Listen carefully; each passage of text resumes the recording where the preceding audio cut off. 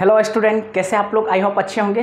तो चलिए अभी भी हम लोग इलेक्ट्रोस्टैटिक का पार्ट 2 कंटिन्यू कर रहे हैं और आज के लेक्चर में हम लोग बहुत ही ज़्यादा इंपॉर्टेंट टॉपिक को देखने वाले हैं, potential energy of a dipole in a uniform electric field. That means अगर कोई डाइपोल किसी यूनिफॉर्म इलेक्ट्रिक फील्ड के अंदर रखा हुआ है तो उसके कारण पोटेंशियल एनर्जी हम लोग कैसे फाइंड आउट करेंगे। तो इस एक्सप्रेशन को हम लोग आज ड्राइव करके देखने वाले हैं और सीबीएसई पॉइंट ऑफ व्यू के हिसाब से बहुत ही ज़्यादा इंपॉर्टेंट ये टॉपिक है और डेफिनेटली 110% ये जो पोटेंशियल एनर्जी का एक्सप्रेशन हमें फाइंड आउट करना है किसके चलते, डाइपोल के चलते यूनिफॉर्म इलेक्ट्रिक फील्ड के अंदर। डेफिनेटली 100% ये 3 मार्क्स में अक्सर पूछा जाता है और इसके ऊपर न्यूमेरिकल भी पूछा जाता है। तो बहुत ही ज़्यादा मोस्ट इंपॉर्टेंट ये टॉपिक है। तो आप लोग वीडियो के अंत तक जरूर बने रहिएगा और अभी तक भी जो लोग भी चैनल को सब्सक्राइब नहीं किए हैं जल्दी से जल्दी चैनल को सब्सक्राइब कीजिए ताकि आप तक नोटिफिकेशन पहुंचे और आपका कोई भी लेक्चर मिस ना हो। और मेरा हर एक नेक्स्ट वीडियो का लिंक जो है इसी वीडियो के डिस्क्रिप्शन में दिया रहता है, तो आप लिंक पे क्लिक करके आप नेक्स्ट वीडियो को देख सकते हैं। चलिए तो हम यहाँ पे लिख भी देते हैं 100%। ये बहुत ही ज़्यादा इंपॉर्टेंट है सीबीएसई पॉइंट ऑफ व्यू के हिसाब से और ये कितने मार्क्स में आएगा, 3 मार्क्स में आएगा। तो सबसे पहले हम इसका डायग्राम देखते हैं कि कैसे बनेगा, यानी कि हमें क्या फाइंड आउट करना है, potential energy of a dipole. ठीक है, डाइपोल के चलते पोटेंशियल एनर्जी फाइंड आउट करना है और कहाँ पे फाइंड आउट करना है, तो यूनिफॉर्म इलेक्ट्रिक फील्ड के अंदर। दैट मीन्स सबसे पहले हम क्या करेंगे, यहाँ पे देखिए ये मैंने क्या ले लिया, ये मैंने यूनिफॉर्म इलेक्ट्रिक फील्ड को रिप्रेजेंट कर रहा हूँ। तो इस तरीके से यूनिफॉर्म इलेक्ट्रिक फील्ड को रिप्रेजेंट करने का ये क्या है, बेसिकली एक पैटर्न है जिसके जरिए हम यूनिफॉर्म इलेक्ट्रिक फील्ड को क्या करते हैं, रिप्रेजेंट करते हैं। तो ये हमारे पास यूनिफॉर्म इलेक्ट्रिक फील्ड है, ठीक है। और इसके अंदर मैंने किसको रख रखा हूँ, एक डाइपोल को प्लेस किया हूँ। तो देखिए मैं डाइपोल को कैसे बनाऊंगा,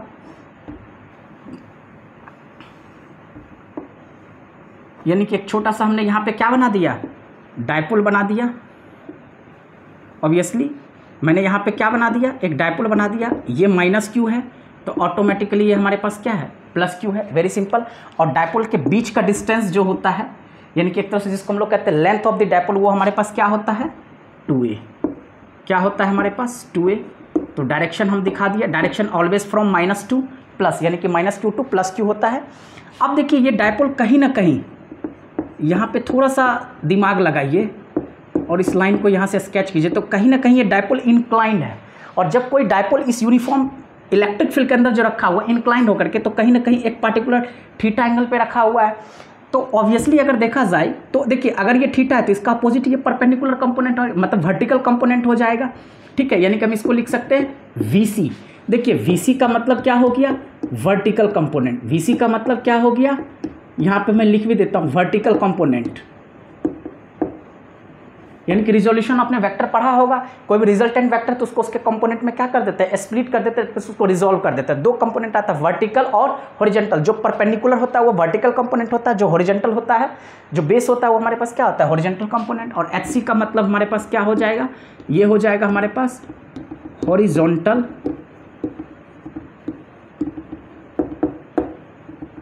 कंपोनेंट। तो इसमें आपको समझने में आई होप कोई दिक्कत नहीं होगा, मैं लिख दिया आपको।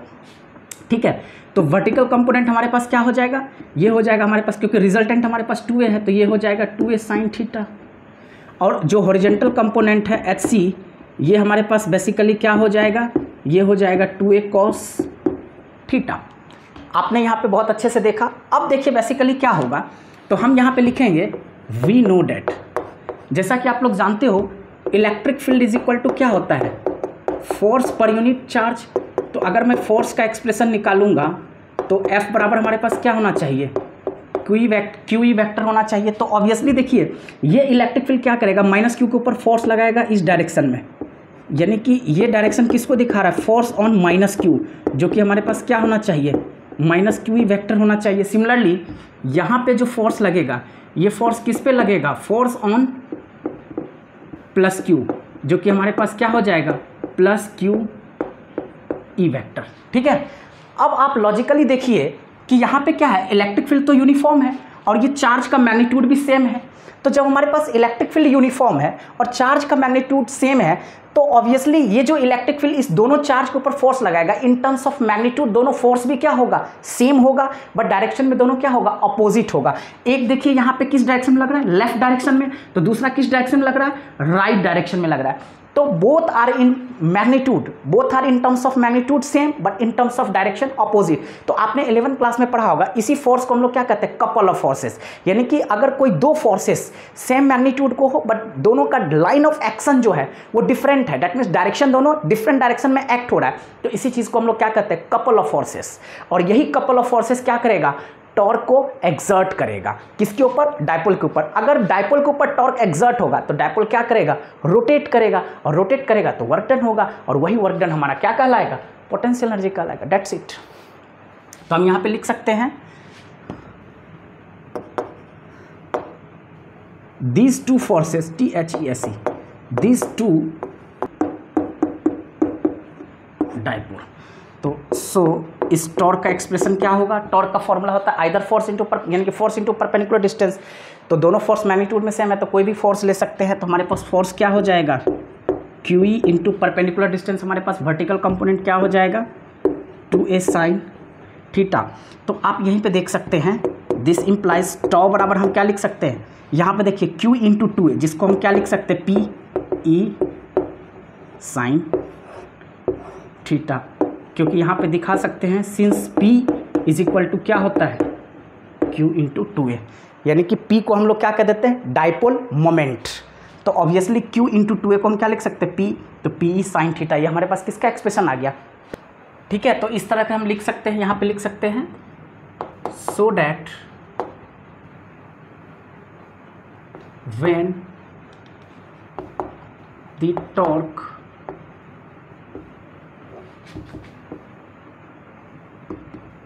exerted by the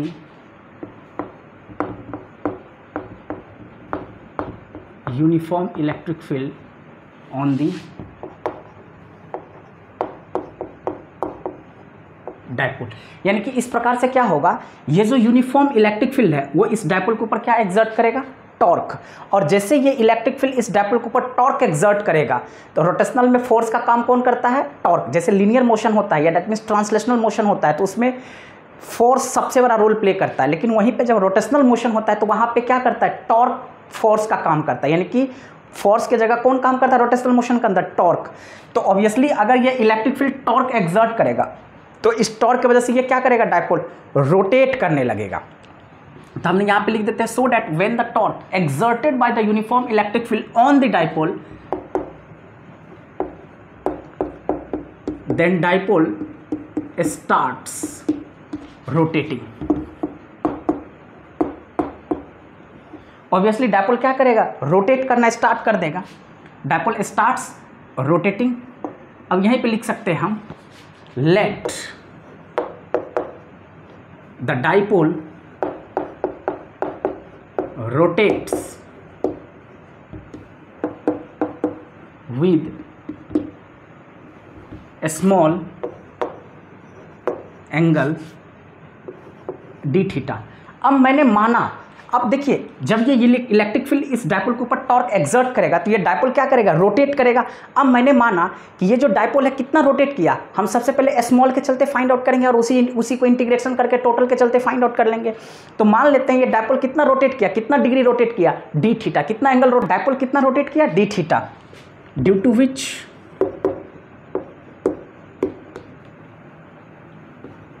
the work done will भी क्या हो जाएगा हमारे पास, डी डब्ल्यू। अगर हमारा एंगल ऑफ रोटेशन है डी थीटा, अगर ये डायपोल डी थीटा एंगल को रोटेट करेगा तो उसके कारण वर्क डन भी हमारे पास क्या हो जाएगा, डी डब्ल्यू। यानी कि स्मॉल एंगल ऑफ रोटेशन तो वर्क डन भी हमारा क्या हो जाएगा, स्मॉल। So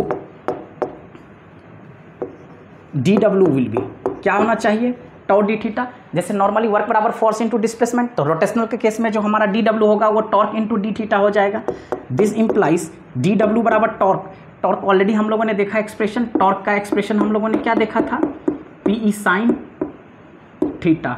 very good. तो यहाँ पे हम लिख सकते हैं p E sine theta d theta. अब मैं इसी को क्या करूँगा, टोटल, अब हमें क्या करना है, डी डब्ल्यू का एक्सप्रेशन हमारे पास आ गया। अब मैं क्या करूँगा, मान लेते हैं डायपोल अगर इस यूनिफॉर्म इलेक्ट्रिक फील्ड के अंदर रोटेट करेगा तो कहाँ से कहाँ करेगा, कोई भी एक θ1 से θ2 एंगल को रोटेट करेगा। तो अगर मुझे वर्क डन, दैट मीन्स हमें पोटेंशियल एनर्जी फाइंड आउट करना है इस पूरे डायपोल के चलते, तो ऑब्वियसली हम क्या करेंगे, θ1 से θ2 लिमिट लेकर के हम इंटीग्रेट कर देंगे, तो we are getting the total work done, और वही टोटल वर्क डन क्या हो जाएगा, इसका पोटेंशियल एनर्जी हो जाएगा। तो हम यहाँ पे लिख सकते हैं so the total work done from, मान लेते हैं θ1 टू θ2, ये डायपोल रोटेट कहाँ से कहाँ करेगा, θ1 से θ2, वो एंगल कुछ भी हो सकता है।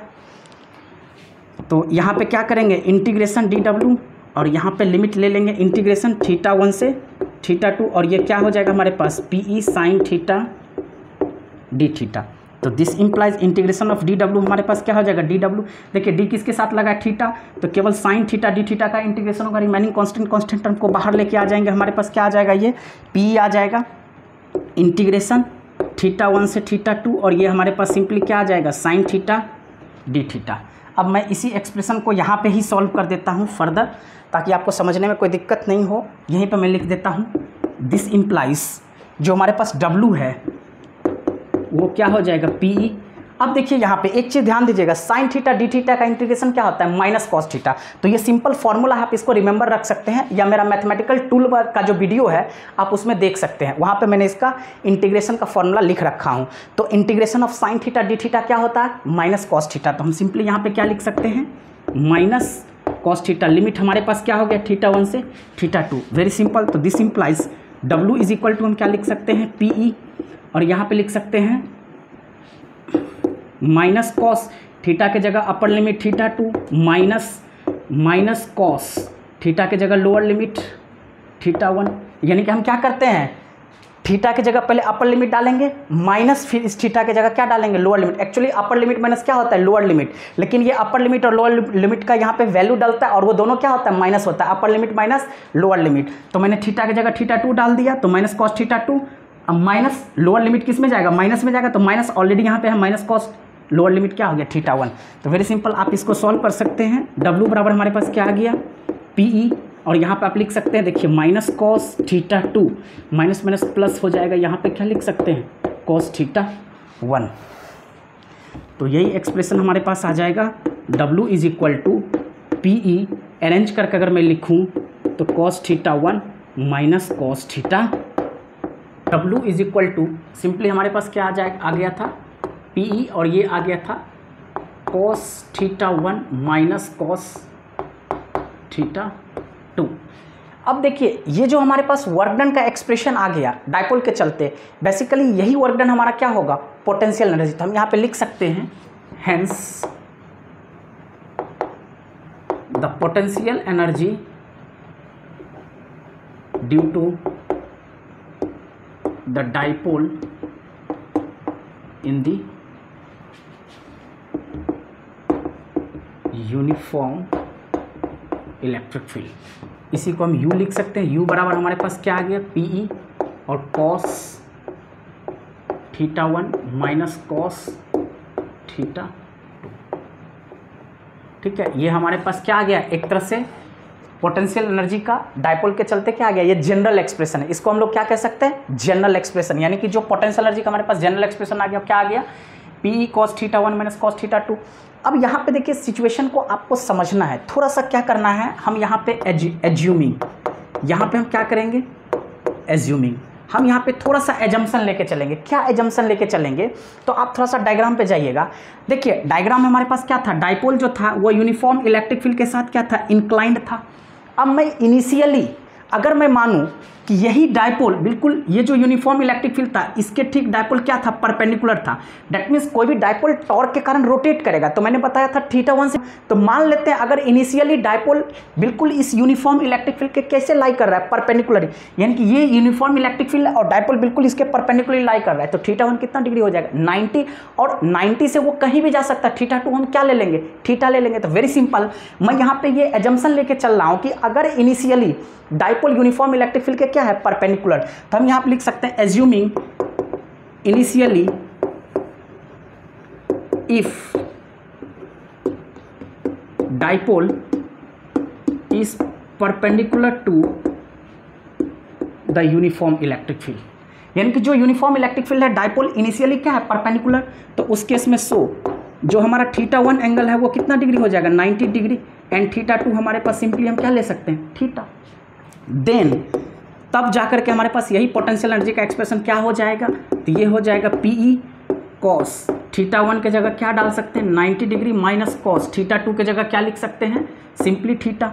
तो this implies u is equal to p E, आप जानते हैं कॉस 90 का वैल्यू कितना होता है, 0 माइनस कॉस थीटा। तो u बराबर हमारे पास क्या हो जाएगा, माइनस पीई कॉस थीटा। अगर मैं इसी को वेक्टर फॉर्म में लिखूंगा तो u बराबर क्या लिख सकता हूँ, minus P vector dot E vector.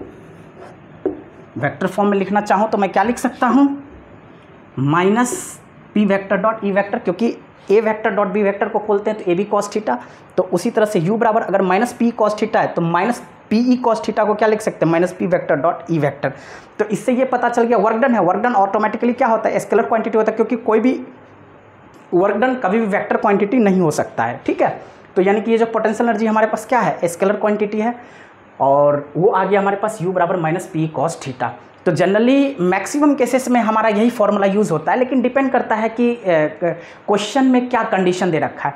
ये फॉर्मूला तब अप्लाई होता है जब हमने डाइपोल को इलेक्ट्रिक फील्ड के इनिशियली कैसे लाई कर रखा हूँ, परपेंडिकुलरली, ठीक है। अब देखिए यहाँ पे 3 केसेस एराइज होगा। अब ये जो 3 केसेस होता है वो डिपेंड करता है डाइपोल के ओरिएंटेशन के ऊपर। तो यहाँ पे हम ऑल 3 केसेस को हम एक एक करके देखेंगे, बहुत ही सिंपल। देखिए यहाँ पे मैं आपको समझाता हूँ। सबसे पहले केस फर्स्ट की क्या पॉसिबिलिटी होता है, तो मैंने ऑलरेडी आपको यहाँ पे बता रखा हूँ। देखिए हमारे पास जो कंडीशन आया है वो कंडीशन ऑलरेडी हमने इनिशियली डाइपोल को क्या रख रखा हूँ, इलेक्ट्रिक फील्ड के परपेंडिकुलरली लाई कर रखा हूँ ऑलरेडी इनिशियली। तो अब थीटा टू को आप क्या मानोगे, मान लेते हैं थीटा टू को आपने क्या मान लिया, 0 डिग्री। अगर आपने थीटा टू को 0 डिग्री मान लिया, दैट मीन्स 90 से वो कहाँ पे जा रहा है, 0 पे जा रहा है। तो उस केस में देखिए हम यहाँ पे लिख सकते हैं when theta is equal to 0 degree, then potential energy हमारे पास क्या हो जाएगा, बहुत ही सिंपल, क्या हमारे पास एक्सप्रेशन है, माइनस पी कॉस थीटा।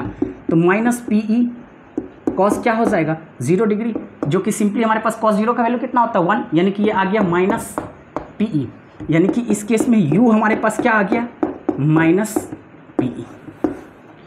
और ये जो 0 डिग्री है ये किस सिचुएशन को रिप्रेजेंट करता है, यानी कि यहाँ पे अगर कोई भी डाइपोल 90 से कहाँ पे जा रहा है, कहीं ना कहीं 0 डिग्री पे जा रहा है, तो इसका मतलब वो स्टेबल इक्विलिब्रियम का क्या है, कंडीशन है। यानी कि इसी सिचुएशन को, यानी कि जब थीटा 0 डिग्री होगा, थीटा क्या होगा, 0 डिग्री, तो यही सिचुएशन हमें क्या देता है, स्टेबल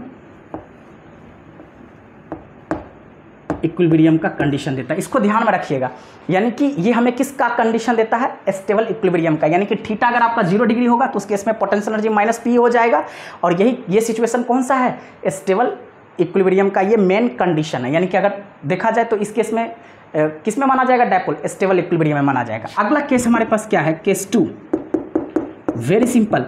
अगर मैं यहीं पे व्हेन इसी थीटा को 90 डिग्री मान लूँ, यानी कि डाइपोल इनिशियली लाई कैसे कर रहा था इलेक्ट्रिक फील्ड का 90, और अभी भी थीटा टू को भी मैंने 90, इसका मतलब डाइपोल ने तो कोई रोटेट किया ही नहीं, कोई वर्क डन तो किया ही नहीं, तो ऑब्वियसली उसके कारण पोटेंशियल एनर्जी क्या हो जाएगा, 0। बहुत ही सिंपल, देखिए यहाँ पे कैसे निकाल सकते हैं, then u is equal to हमारे पास क्या हो गया, minus p E cos 90 degree.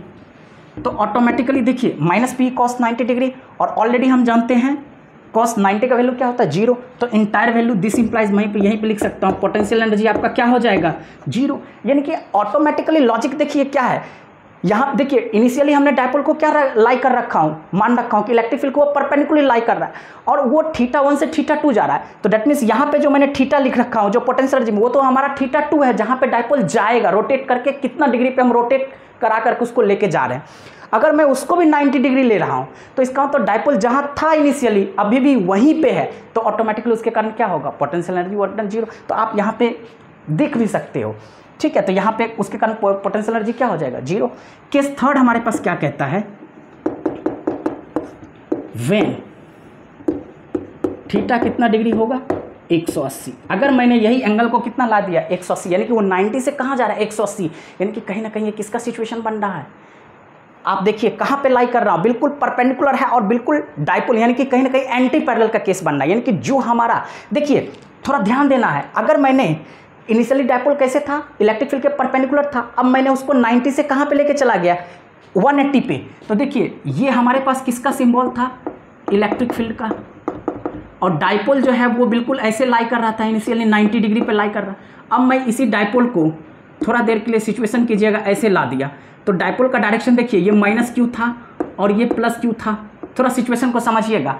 तो डाइपोल अगर ऐसे चला जाएगा, क्योंकि ये इधर की डायरेक्शन में आ गया, ये इधर की डायरेक्शन में आ गया, तो प्लस क्यू इधर माइनस क्यू, तो डायरेक्शन हमारा डाइपोल का क्या हो जाएगा, minus Q two plus Q. तो अब ये देखिए इसका डायरेक्शन माइनस क्यू से प्लस क्यू, यानी कि ये किधर की तरफ जा रहा है, लेफ्ट की डायरेक्शन में जा रहा है। और इलेक्ट्रिक फील्ड किधर की डायरेक्शन में जा रहा है, राइट डायरेक्शन में। दोनों एंटी पैरेलल हो गया। तो एंटी पैरेलल के केस में थीटा कितना डिग्री हो जाएगा, 180 डिग्री। यानी कि वही मैंने सिचुएशन माना कि अगर मैंने थीटा को कितना ले लिया, 180 डिग्री, तो उस केस में हमारे पास देन पोटेंशियल एनर्जी क्या हो जाएगा, minus p E cos 180 degree is equal to, देखिए कॉस 180 का वैल्यू क्या होता है, -1, तो डायरेक्ट माइनस माइनस क्या हो जाएगा, यानी कि हम लिख सकते हैं plus p. This implies u is equal to क्या हो जाएगा हमारे पास, प्लस पी।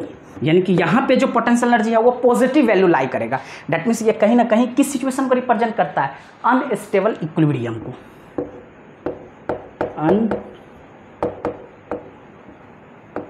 अनस्टेबल इक्विलिब्रियम को।